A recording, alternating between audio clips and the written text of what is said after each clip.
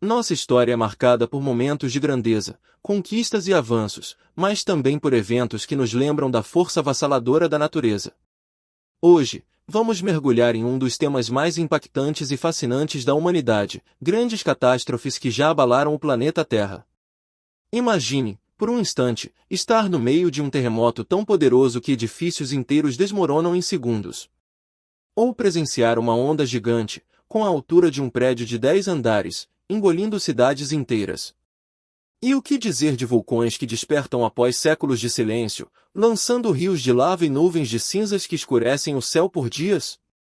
Esses eventos não são apenas cenas de filmes de ficção científica, eles são reais, e já aconteceram em diferentes partes do mundo, deixando marcas profundas na história da humanidade. Mas este vídeo não é apenas sobre destruição. É também sobre resiliência, superação e aprendizado. Cada catástrofe nos ensina algo importante sobre como lidar com a força da natureza e como nos preparar para o futuro. Afinal, entender esses fenômenos é essencial para proteger vidas e minimizar danos. Aqui, nosso objetivo é informar e conscientizar.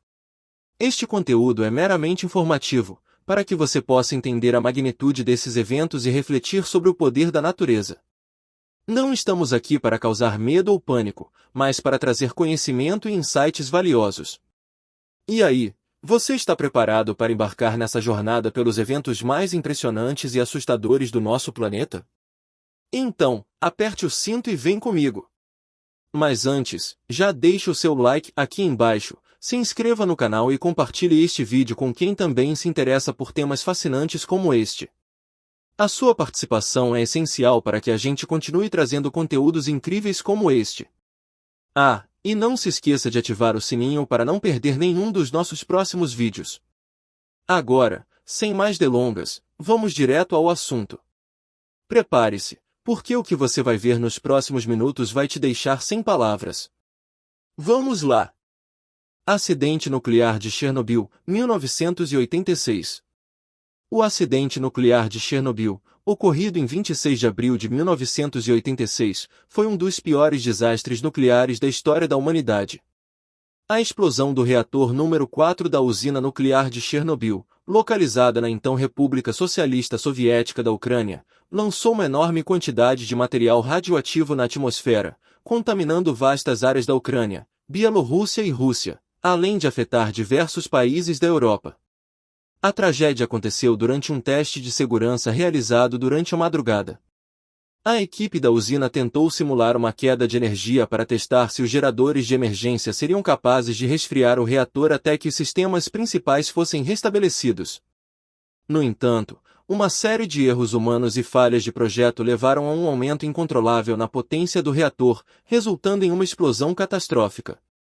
A explosão inicial destruiu a cobertura do reator e liberou uma nuvem de material radioativo na atmosfera. A radiação liberada foi cerca de 400 vezes maior do que a bomba atômica lançada sobre Hiroshima em 1945. O incêndio que se seguiu continuou a espalhar partículas radioativas por vários dias, tornando a situação ainda mais grave.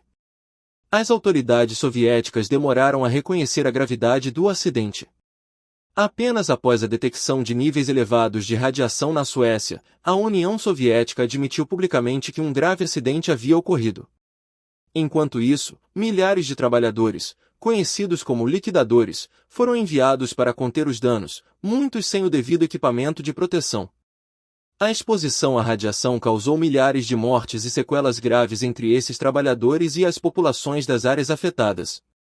A cidade de Pripyat, localizada a apenas 3 quilômetros da usina, foi completamente evacuada um dia após a explosão. Cerca de 50 mil pessoas foram forçadas a deixar suas casas sem saber se algum dia poderiam retornar. Hoje, a cidade permanece como uma cidade fantasma, repleta de edifícios abandonados e objetos pessoais deixados para trás no momento da evacuação. Os efeitos do acidente de Chernobyl foram devastadores para o meio ambiente e a saúde humana. O aumento dos casos de câncer de tireoide, especialmente entre crianças expostas à radiação, foi um dos impactos mais documentados. Além disso, diversas áreas ao redor da usina permanecem contaminadas e inabitáveis até os dias de hoje. O governo soviético iniciou a construção de um sarcófago de concreto para conter a radiação do reator destruído, mas com o tempo, a estrutura começou a se deteriorar. Em 2016, foi concluído um novo confinamento de aço, chamado Novo Sarcófago Seguro, projetado para cobrir o antigo sarcófago e impedir novos vazamentos de material radioativo. O desastre de Chernobyl também teve um impacto significativo na política e na opinião pública global sobre a energia nuclear.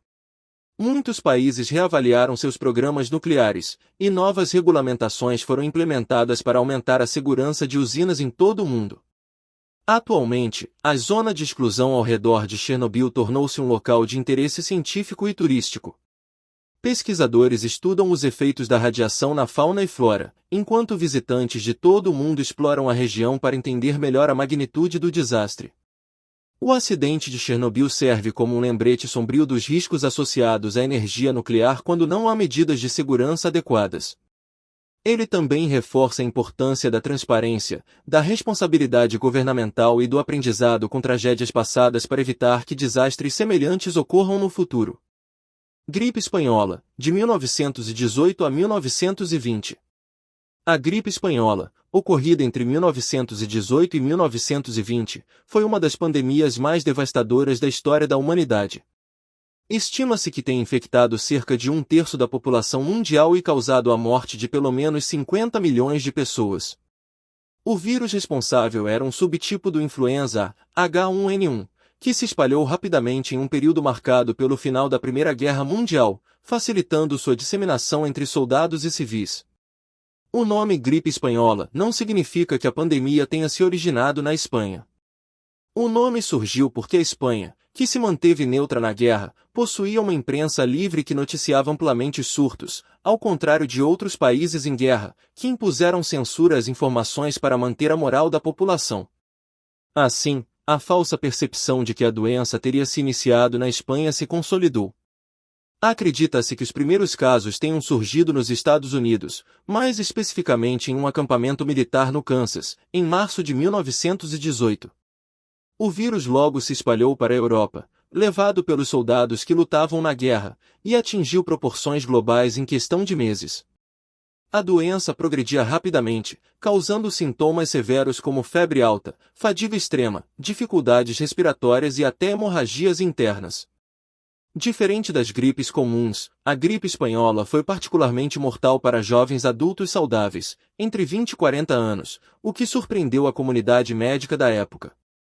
A pandemia ocorreu em 3 ondas distintas. A primeira, no início de 1918, teve uma taxa de mortalidade relativamente baixa. No entanto, a segunda onda, que começou no final de 1918, foi extremamente letal, com mutações do vírus tornando-o ainda mais agressivo. Durante essa fase, cidades inteiras ficaram paralisadas, hospitais entraram em colapso e o número de mortes foi tão alto que corpos se acumulavam nas ruas em algumas regiões.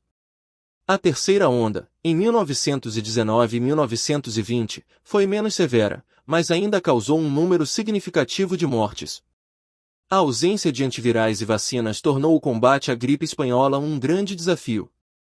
As medidas de controle foram limitadas a quarentenas, fechamento de espaços públicos e uso de máscaras de proteção, mas a falta de conhecimento sobre o vírus dificultou a eficácia dessas ações. Além disso, a desinformação e as dificuldades econômicas pós-guerra agravaram ainda mais a crise sanitária. Após 1920, a pandemia perdeu força gradualmente, à medida que a população desenvolvia algum nível de imunidade e o vírus sofria mutações para formas menos letais. No entanto, o impacto da gripe espanhola foi duradouro, influenciando políticas de saúde pública e estimulando a criação de organizações de vigilância epidemiológica. O legado da pandemia se reflete até os dias de hoje, servindo como um alerta sobre a importância da preparação global para pandemias e o desenvolvimento de respostas rápidas para crises sanitárias. O estudo da gripe espanhola também foi fundamental para avanços na virologia e no desenvolvimento de vacinas contra a gripe, ajudando a prevenir tragédias semelhantes no futuro. Bombardeios de Hiroshima e Nagasaki, 1945.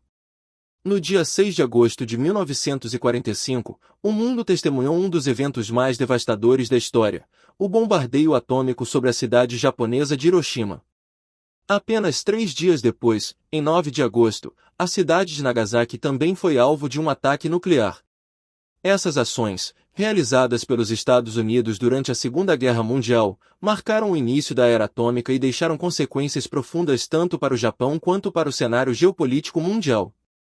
O bombardeio de Hiroshima teve início às 8h15 da manhã, quando a aeronave B-29 Enola Gay lançou a bomba Little Boy sobre a cidade.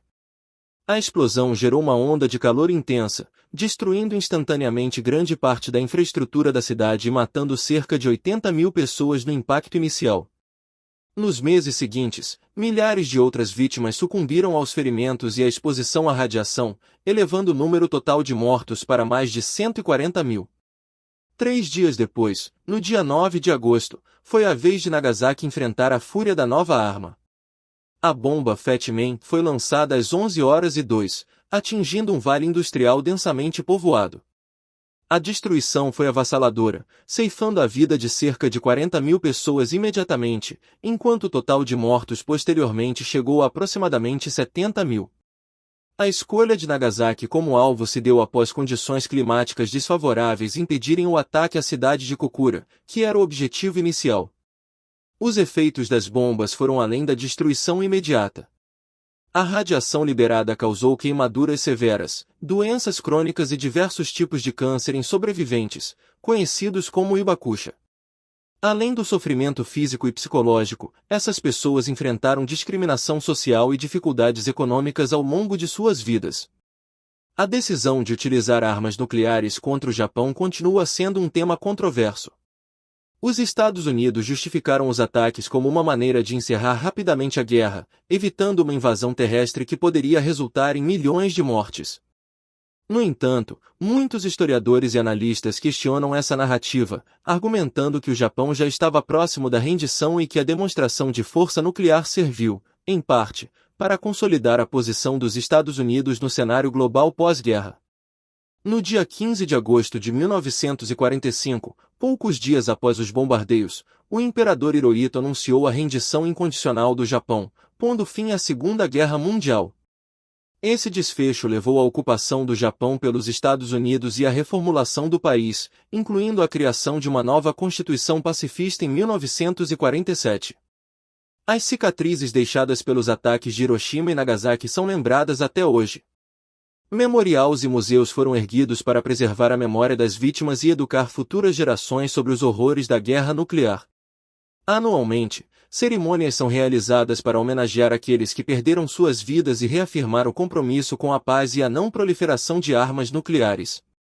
Os bombardeios de Hiroshima e Nagasaki não apenas encerraram a Segunda Guerra Mundial, mas também inauguraram a era da corrida armamentista nuclear, dando início à Guerra Fria entre Estados Unidos e União Soviética. O impacto desses eventos continua a reverberar na política global, lembrando a humanidade dos riscos associados ao uso de armas de destruição em massa. Hoje, Hiroshima e Nagasaki são símbolos da resiliência e da busca pela paz. Suas histórias servem como advertência para que tragédias semelhantes nunca mais se repitam. O legado dessas cidades nos lembra da importância do diálogo, do desarmamento nuclear e da necessidade de encontrar caminhos pacíficos para a resolução de conflitos internacionais. Holocausto, de 1941 a 1945. O Holocausto foi um dos eventos mais trágicos e sombrios da história da humanidade, ocorrendo entre 1941 e 1945 durante a Segunda Guerra Mundial. Foi um genocídio sistemático perpetrado pelo regime nazista de Adolf Hitler, que resultou no assassinato de cerca de 6 milhões de judeus, além de milhões de outras vítimas, incluindo ciganos, eslavos, comunistas, pessoas com deficiência, homossexuais e outros grupos considerados indesejáveis pelo Terceiro Reich. O regime nazista iniciou sua perseguição aos judeus desde sua ascensão ao poder em 1933, com a implementação de leis discriminatórias como as leis de Nuremberg, que retiravam a cidadania dos judeus e os excluíam da sociedade alemã. A situação se agravou com a eclosão da guerra em 1939, quando a Alemanha invadiu a Polônia e começou a expandir seus territórios. Com o avanço nazista pela Europa, os judeus foram forçados a viver em guetos superlotados em condições desumanas, como os de Varsóvia e Lodz. A partir de 1941, iniciou-se a chamada Solução Final, um plano elaborado pelos nazistas para exterminar a população judaica de maneira sistemática.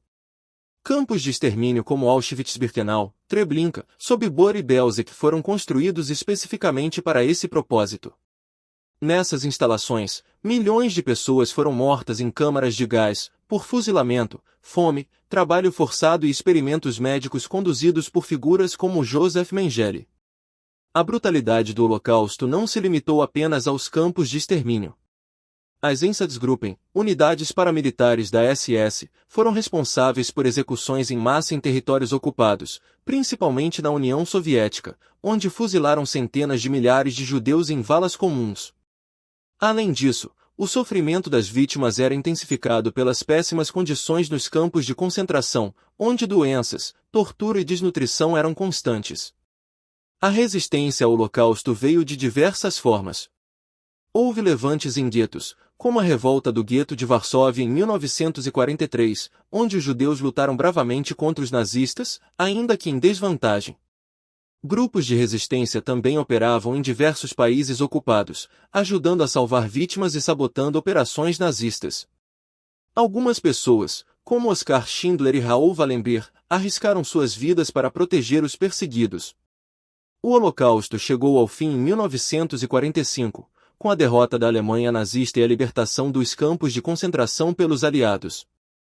Tropas americanas, soviéticas e britânicas encontraram milhares de sobreviventes em estado deplorável, além de provas irrefutáveis dos horrores cometidos. O Tribunal de Nuremberg foi estabelecido para julgar os responsáveis por crimes de guerra, levando à condenação de muitos líderes nazistas. O impacto do Holocausto continua sendo sentido até os dias de hoje. Museus, memoriais e iniciativas educacionais ao redor do mundo trabalham para manter viva a memória das vítimas e garantir que atrocidades como essa nunca se repitam. A importância de lembrar esse episódio sombrio da história reside na conscientização sobre os perigos do ódio, do preconceito e da intolerância. O Holocausto é um lembrete doloroso do que a humanidade é capaz de fazer quando o fanatismo, o autoritarismo e a desumanização tomam conta de uma sociedade. Cabe a todos nós aprender com a história e lutar contra qualquer forma de discriminação e violência para que tragédias como essa jamais voltem a acontecer. Ciclone de Bola, 1970. O ciclone de Bola, ocorrido em 13 de novembro de 1970, foi uma das piores catástrofes naturais da história, deixando um rastro de destruição e morte sem precedentes. Esse ciclone tropical se formou no Golfo de Bengala e atingiu com força devastadora o que hoje conhecemos como Bangladesh, além do estado de Bengala Ocidental, na Índia. Com ventos que ultrapassavam 185 km por hora e uma maré de tempestade que chegou a quase 10 metros de altura em algumas áreas, o ciclone resultou na morte de aproximadamente 300.000 a 500.000 pessoas, tornando-se o ciclone tropical mais mortal já registrado. A região atingida era altamente vulnerável devido à sua geografia e densidade populacional. Muitas das áreas mais afetadas estavam situadas em deltas de rios, onde a elevação do solo era baixa, tornando os habitantes extremamente suscetíveis a inundações. Além disso, a maioria das casas era feita de materiais frágeis, como bambu e palha, incapazes de resistir à fúria dos ventos e da maré ciclônica. O ciclone destruiu comunidades inteiras, arrasando plantações, contaminando fontes de água potável e deixando milhões de desabrigados. A destruição da infraestrutura dificultou ainda mais os esforços de resgate e socorro. A resposta do governo do Paquistão Oriental, atualmente Bangladesh, e do Paquistão Ocidental foi amplamente criticada por sua ineficiência e lentidão. Muitas áreas ficaram dias sem receber qualquer tipo de assistência, agravando a tragédia. Essa negligência do governo central intensificou o descontentamento da população e serviu como um catalisador para a luta pela independência de Bangladesh, que culminaria na Guerra de Libertação de Bangladesh em 1971. Internacionalmente, o desastre chamou a atenção de diversos países e organizações humanitárias, que se mobilizaram para fornecer ajuda emergencial. Organizações como a Cruz Vermelha e a ONU enviaram suprimentos e assistência médica, enquanto os Estados Unidos e o Reino Unido também contribuíram com apoio logístico e financeiro. No entanto, a magnitude da tragédia tornou a resposta humanitária insuficiente para lidar com a catástrofe. O ciclone de Bola também trouxe reflexões sobre a necessidade de melhores sistemas de previsão e alerta para tempestades tropicais na região do Golfo de Bengala. Como consequência, foram implementadas melhorias significativas nas infraestruturas de alerta precoce e nos planos de evacuação. Hoje, Bangladesh possui um dos sistemas de alerta de ciclones mais eficientes do mundo, com abrigos costeiros, alertas antecipados e planos de resposta coordenados que ajudam a minimizar perdas humanas durante ciclones semelhantes. Além do impacto imediato, o ciclone teve consequências políticas profundas. A tragédia evidenciou a negligência do governo paquistanês em relação ao Paquistão Oriental, aumentando a indignação da população e fortalecendo o movimento nacionalista liderado pela Liga Awami. As eleições gerais de 1970 foram um divisor de águas, resultando na vitória esmagadora da Liga Awami, que defendia maior autonomia para a região. No entanto, o governo central do Paquistão Ocidental se recusou a reconhecer os resultados, levando a uma escalada de tensões que culminou na Guerra de Independência. Décadas depois, o ciclone de Bola continua sendo lembrado como um dos eventos mais trágicos da história de Bangladesh.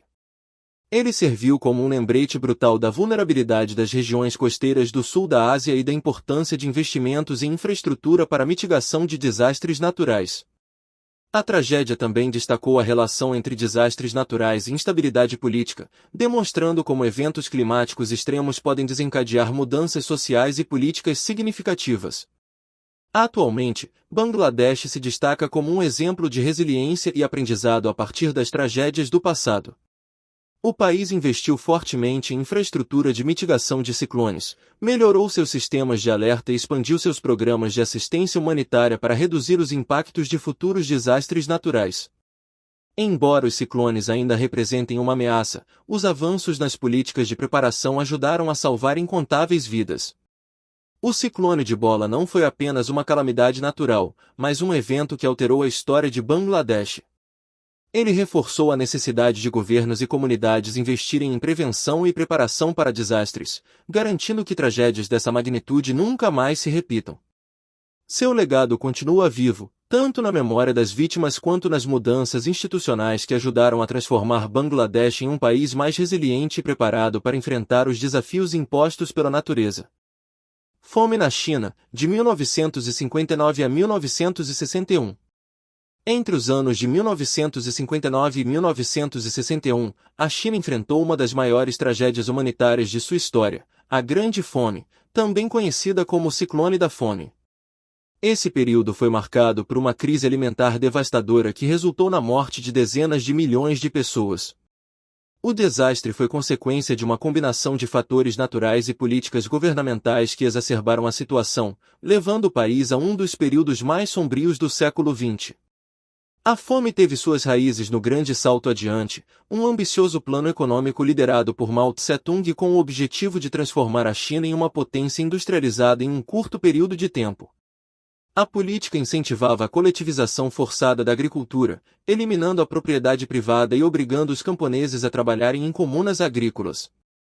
No entanto, essa reorganização drástica levou à queda da produtividade, pois os agricultores foram retirados de suas terras para trabalhar na produção de ferro e aço, muitas vezes sem o conhecimento necessário para tais atividades. Com isso, a produção agrícola despencou e a escassez de alimentos começou a se agravar.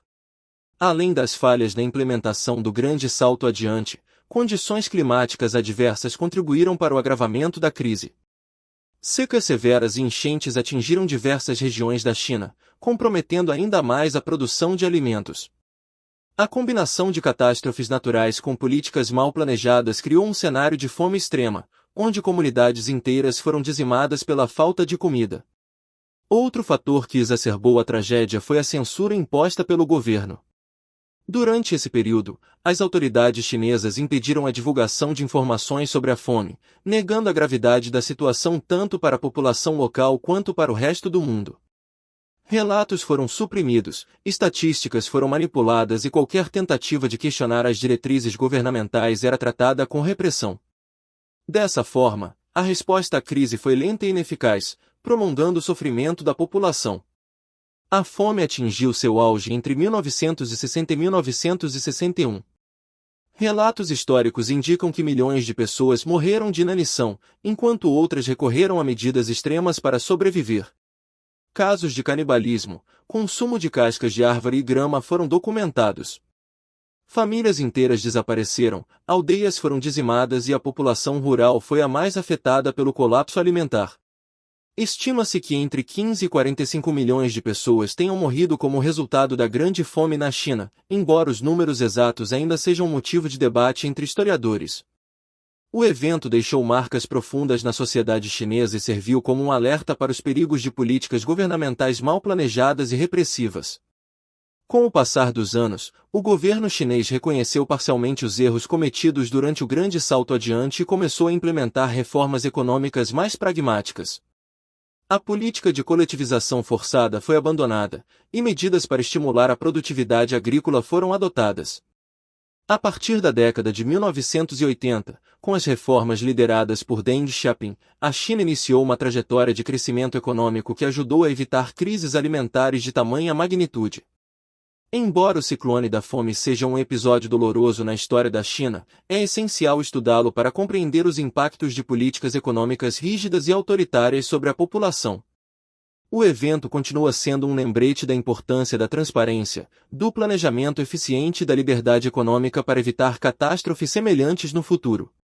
Naufrágio do Titanic, 1912. O naufrágio do Titanic, ocorrido em 15 de abril de 1912, é uma das tragédias marítimas mais conhecidas da história. O RMS Titanic, considerado na época o maior e mais luxuoso navio de passageiros do mundo, partiu de Southampton, na Inglaterra, em 10 de abril de 1912, com destino a Nova York, nos Estados Unidos. No entanto, sua jornada foi interrompida de forma trágica quando colidiu com um iceberg no meio do Oceano Atlântico, resultando na morte de mais de 1.500 pessoas. Projetado para ser uma maravilha da engenharia naval, o Titanic possuía 269 metros de comprimento e deslocava cerca de 52 mil toneladas. Seu interior luxuoso contava com instalações que rivalizavam os melhores hotéis da época, incluindo salões opulentos, escadarias grandiosas e até uma piscina coberta. Muitos acreditavam que o navio era inafundável, devido ao seu sistema de compartimentos estanques que, teoricamente, impediriam que a água se espalhasse em caso de avaria. O Titanic levava a bordo cerca de 2.224 passageiros e tripulantes, incluindo algumas das pessoas mais ricas do mundo, além de imigrantes em busca de uma nova vida na América.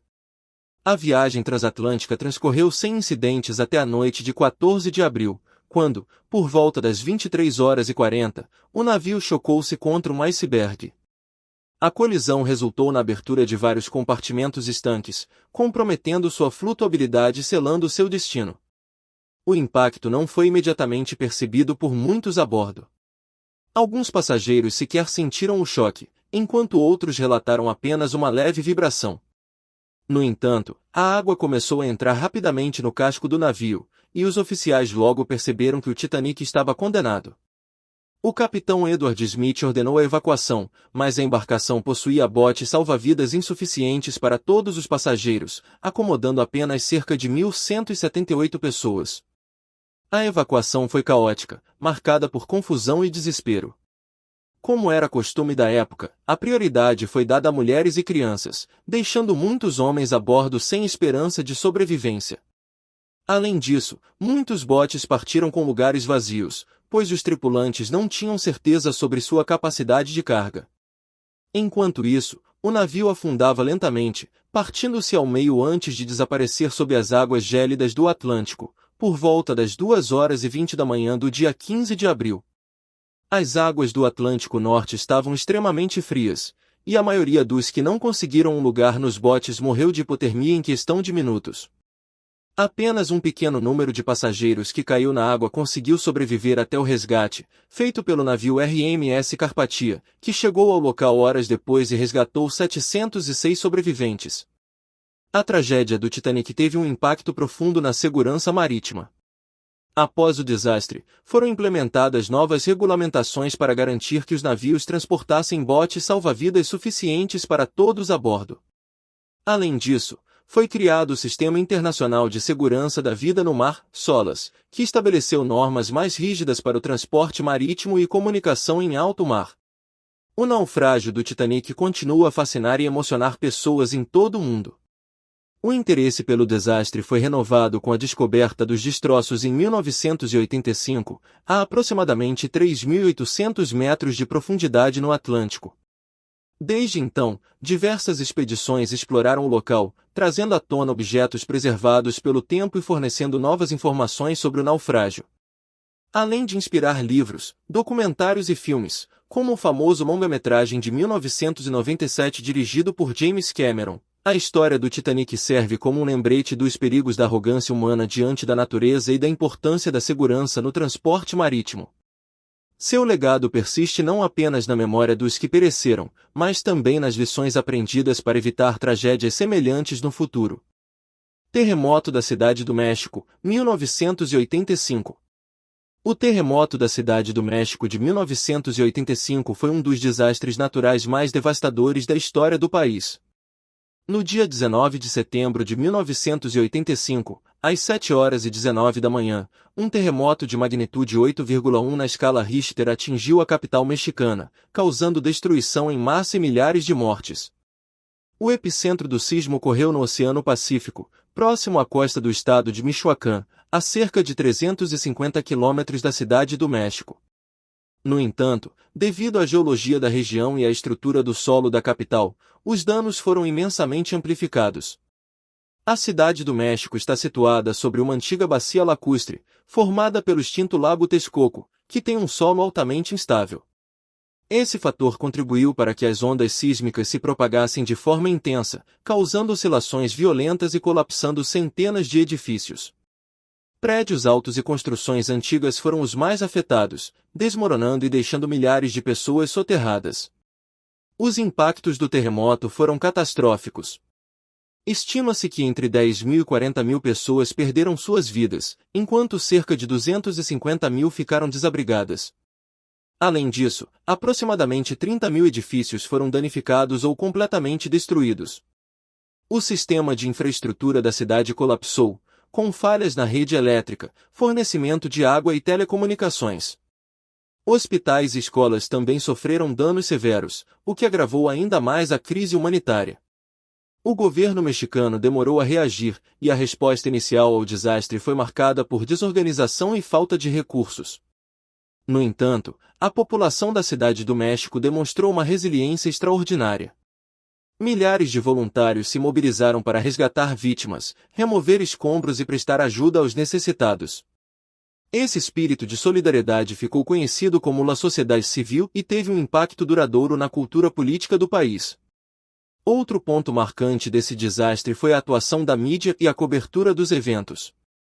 A televisão e o rádio desempenharam um papel crucial na disseminação de informações e na organização dos esforços de resgate. Ao mesmo tempo, a tragédia expôs falhas na governança urbana e na fiscalização das construções, levando a uma reformulação das normas de segurança para edifícios na Cidade do México. Após o terremoto, foram implementadas diversas mudanças para aumentar a resistência da cidade a futuros sismos. Novos regulamentos de construção foram estabelecidos para garantir que os edifícios fossem projetados para resistir a tremores de grande magnitude. Além disso, foram criados sistemas de alerta sísmico e aprimoradas estratégias de resposta a emergências. O terremoto de 1985 marcou profundamente a história do México e serviu como um alerta para a importância da preparação e da prevenção de desastres naturais. Apesar da destruição e das perdas humanas, a tragédia também revelou a força e a solidariedade do povo mexicano, que se uniu para reconstruir a cidade e garantir que eventos semelhantes no futuro fossem enfrentados com maior resiliência. E assim, chegamos ao final da nossa jornada pelas maiores catástrofes que já abalaram o planeta Terra. Espero que este vídeo tenha te proporcionado uma visão clara e informativa sobre a força da natureza e como esses eventos impactaram, e ainda impactam, a vida de milhões de pessoas ao redor do mundo. Se você gostou deste conteúdo e aprendeu algo novo hoje, não deixe de curtir este vídeo e compartilhar com seus amigos e familiares. A sua ajuda é fundamental para que a gente alcance mais pessoas e continue produzindo materiais informativos e de qualidade como este. E se você ainda não é inscrito no canal, clique no botão de se inscrever e ative o sininho para receber notificações sempre que postarmos um vídeo novo. Temos muito mais conteúdo incrível vindo por aí, e você não vai querer perder. Por fim, quero te agradecer de coração por ter assistido até aqui. Saber que você dedicou parte do seu tempo para aprender e refletir sobre esses temas tão importantes significa muito para mim. Se tiver alguma sugestão de assunto ou quiser deixar sua opinião, escreve aqui nos comentários. Lembre-se, o conhecimento é a nossa maior ferramenta para enfrentar os desafios do futuro. Então, continue com a gente nessa jornada de descobertas e aprendizado. Até o próximo vídeo!